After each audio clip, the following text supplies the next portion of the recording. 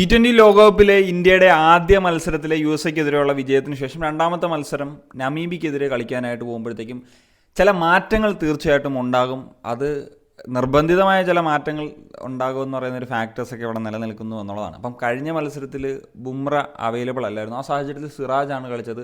പക്ഷേ സിറാജ് മികച്ച പ്രകടനം നടത്തി. കാരണം ലോകകപ്പിൻ്റെ ചിത്രത്തിൽ പോലും ഇല്ലായിരുന്ന താരം മാസങ്ങൾക്ക് ശേഷം തിരിച്ചെത്തി മികച്ച ബോളിംഗ് പെർഫോമൻസ് ലാസ്റ്റ് മാച്ചിൽ നടത്തിയിട്ടുള്ളൊരു താരമായിട്ട് സിറാജ് മാറിയിരുന്നു. എന്നാൽ ബുംറ അടുത്ത മത്സരത്തിലേക്ക് വരുമ്പം അവൈലബിൾ ആണ്. അങ്ങനെയെങ്കിൽ തീർച്ചയായിട്ടും സിറാജ് തന്നെയായിരിക്കും ഔട്ടായി പോകുന്ന സാഹചര്യം വരുന്നത്. കാരണം അർഷദീപിനെ ഒരു കാരണവശാലും ഒഴിവാക്കാൻ പറ്റുന്ന ഒരു സാഹചര്യമല്ല. അപ്പം ആ ഒരു സാഹചര്യത്തിൽ ബുംറ തീർച്ചയായിട്ടും ടീമിന് അനിവാര്യതയാണ്.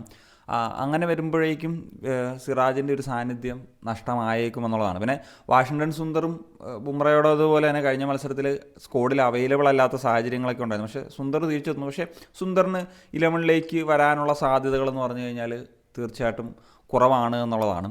എന്നാൽ ഏറ്റവും പ്രധാനമായിട്ടും നമുക്ക് കാണേണ്ട ഒരു കാര്യമാണ് ഇപ്പം അഭിഷേക് ശർമ്മ എന്ന് പറഞ്ഞിട്ടുള്ള നിലവിൽ T20 ഇൻ്റർനാഷണലിലെ ഏറ്റവും മികച്ച ബാറ്ററാണ്. അപ്പോൾ അദ്ദേഹം അവൈലബിൾ ആകുന്നൊരു സാഹചര്യമല്ല എന്നുള്ളതാണ്. അദ്ദേഹത്തിന് ചില സ്റ്റൊമക്ക് ഇൻഫെക്ഷനോ ഒക്കെ സംഭവിച്ചിട്ടുണ്ട്. അപ്പോൾ ആ ഒരു സാഹചര്യം ഇപ്പോൾ ലാസ്റ്റ് മാച്ചിൽ തന്നെ നോക്കിക്കഴിഞ്ഞാലും അദ്ദേഹം ഫീൽഡിൽ അവൈലബിൾ അല്ലായിരുന്നു.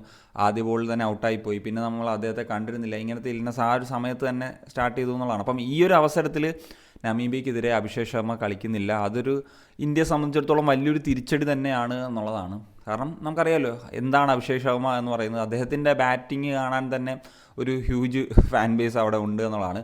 ഈ അവസരത്തിൽ ആരായിരിക്കും ആ ഒരു ഓപ്പർച്യൂണിറ്റി കിട്ടുക?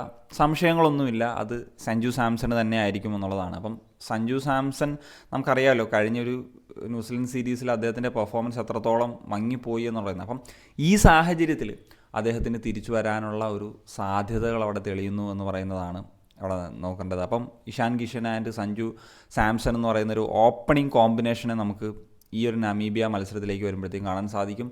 അഭിഷേക് ശർമ്മ കളിക്കില്ല എന്നുള്ള കാര്യം ഉറപ്പാണ്. അദ്ദേഹം ഇപ്പം ട്രെയിനിങ്ങിനൊക്കെ ഒന്നും അവൈലബിൾ ആകാത്തൊരു സാഹചര്യമാണ്. അങ്ങനെ അദ്ദേഹത്തിന് ഈ പ്രശ്നങ്ങളൊക്കെ മാറിക്കഴിഞ്ഞാലും ഈ ഒരു മത്സരത്തിൽ റെസ്റ്റ് കൊടുക്കുകയും സഞ്ജു സാംസന് അവസരം കിട്ടുന്നൊരു സാഹചര്യം വരികയും ചെയ്യും.